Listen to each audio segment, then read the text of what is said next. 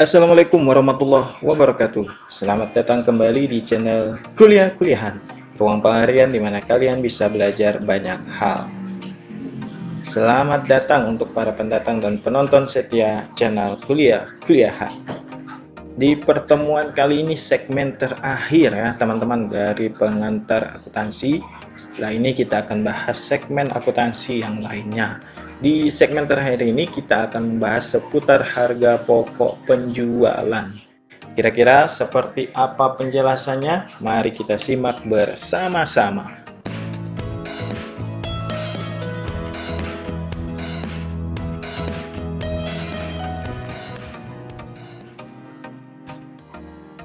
Oke, baik teman-teman, kita awali dengan definisi lebih dulu. Nah, apa sih HPP itu? Mungkin teman-teman pernah dengar ya, seringlah dengar.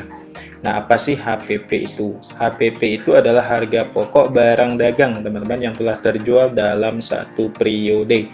Nah, harga pokok produksi atau harga pokok ini bisa kita gunakan dalam menentukan berapa sih harga jual yang akan kita bebankan kepada satu unit barang dagang. Nah, harga pokok ini teman-teman perlu kita garis bawahi bahwa tidak sama dengan harga waktu kita beli atau waktu kita akan menjual barang itu. Kalau sama otomatis hanya akan BEP ya teman-teman. Nah, di sini harga beli barang dagang yang disepakati pembeli dan penjual. Nah, sementara harga pokok itu harga beli ditambah dengan biaya angkut ditambah atau dikurangi dengan potongan kalau ada dan retur kalau ada. Misalnya retur terhadap barang-barang yang kita beli itu rusak. Nah, atau ternyata kita nggak jadi nih pesen 20, kita perlunya 18 aja. Nah, itu teman-teman. Dari kata cost, sebagian besar pakar itu menerjemahkan cost atau harga perolehan. Nah, mudah-mudahan sampai di sini bisa kita pahami bersama ya. Nah, bagaimana sih basis penyesuaian dan perhitungan dari HPP ini? HPP ini teman-teman, dia berbasis saldo akun di neraca saldo setelah jurnal penyesuaian menunjukkan besarnya HPP. Di basis ILR atau laporan laba rugi itu perlu dilakukan secara manual. Nah, kira-kira gimana nih caranya? Biar kita bisa menentukan HPP, lalu kita bisa menentukan harga jual yang tepat ke konsumen akhir atau di konsumen selanjutnya. Nah, kita lihat teman-teman di pengembangan jurnal penjualannya, gimana sih cara menentukan HPP ini. Nah, kalau ini teman-teman, kalau jurnal penjualan ini otomatis dia akan dilakukan secara kredit, namanya jurnal khusus penjualan. Artinya kalau jurnal khusus penjualan itu dilakukan secara kredit. Di sini dicatat di sini dari sisi pelanggan, kalau ini dari sisi kita. Nah, kalau ini dari sisi pencatatan di pelanggan. Nah, misalnya nih piutang usaha terhadap penjualan ada 800.000, penjualannya 800.000. Nih, di sini di jurnal penjualan kita jurnal, oh ini untuk siapa? Untuk CV yang mana? Nah, coba kita hitung bersama-sama ya metode dari perhitungan HPP ini. Tadi teman-teman, di sini ada persediaan awal barang dagang, kemudian pembelian pada satu periode akuntansi, katakan misalnya 2020, ditambah dikurangi dengan potongan penjualan kalau ada atau potongan pembelian kalau ada, misalnya diskon, misal kalau beli 20 dapat diskon nih 10%. Nah, dihitung aja 10% dari 200.000 misalnya, berarti sebesar 20.000. Nah, itu akan jadi pengurang harga.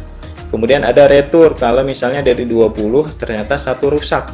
Nah, jadi kan nggak mesti semuanya, jadi dikurang 20 misalnya, ditambah dengan biaya angkut pembelian.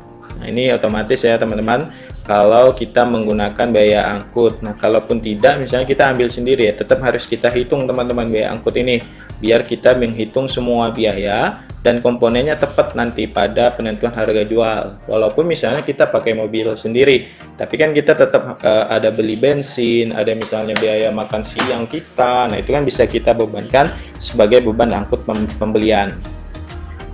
Kemudian inilah harga pokok pembelian pada periodenya, harga pokok barang dagang siap dijual ini dikurang tadi teman-teman, ini ditambah persediaan barang awal ditambah dengan hasil dari ini. Oke, ini ditambahkan, jadinya harga pokok pembelian pada satu periode. Keduanya ditambah, dikurangi dengan persediaan barang akhir atau yang tersisa kemarin berapa. Kemudian jadilah dia harga pokok penjualan. Nah, disinilah harga pokok penjualan. Katakanlah 1 juta. Nah, di sini sudah tepat kita untuk menjual minimal ya, kita bisa jual di 1.100.000 atau 1.200.000. Nah, ini kita menggunakan angka ya. Nah, biar lebih mudah. Katakan ini persediaan barang awal dagang dari periode sebelumnya. Nah, ini katakan ini periode 2020. Nah, ini periode 2021. Pembelian kita 520 juta, potongan ada 25 juta, berarti sekitar berapa persen itu. Kemudian ada retur, mungkin karena barang rusak atau yang lain sebagainya. 520 dikurang 25 juta, dikurang dengan 5 juta, tersisalah 490 juta. Ternyata untuk membawa barang itu kita ada biaya angkut pembelian nih sebesar 10 juta. Nah, jadi harga pokok pembelian di satu periode itu yang kita keluarkan itu sebanyak 500 juta. Nah, kalau misalnya ada barang akhir nih, ada persediaan barang dagang akhir, misalnya sisa tahun lalu atau bagaimana. Nah, ini HPP-nya.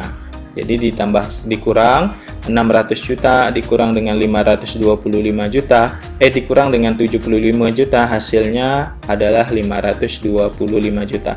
Inilah harga pokok penjualan kita. Nah, nanti tinggal dibebankan kepada dibagi dengan total unit misalnya. Nah, dapatlah kita harga per unit yang lebih tepat.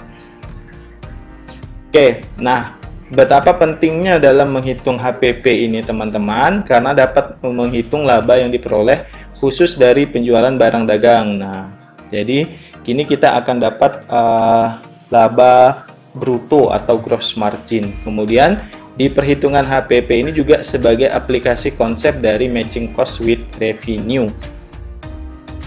Nah, tadi kita ngomongin gross profit. Nah, apa sih gross profit itu, teman-teman? Gross profit ini atau disebut juga dengan gross margin, disebut juga dengan laba bruto, ini adalah laba yang diperoleh secara khusus dari transaksi pembelian maupun penjualan barang dagang. Nah, ini laba kotor ya teman-teman. Penjualan bersih dikurang dengan HPP. Penjualan bersih sama dengan penjualan dikurang dengan potongan penjualan dikurang dengan retur penjualan. Nah, ini cara kita untuk menghitung laba kotor.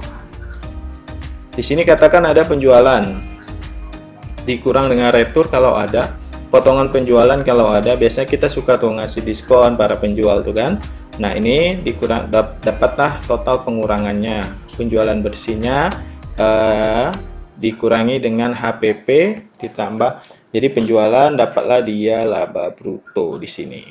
Oke, penjualan dikurangi dengan ini dapatlah dia tadi dikurang ini dapat dia HPP penjualan bersih, lalu dikurang dengan ini HPP dapatlah dia laba kotor. Nah, ini kita contohkan ya teman-teman sama-sama.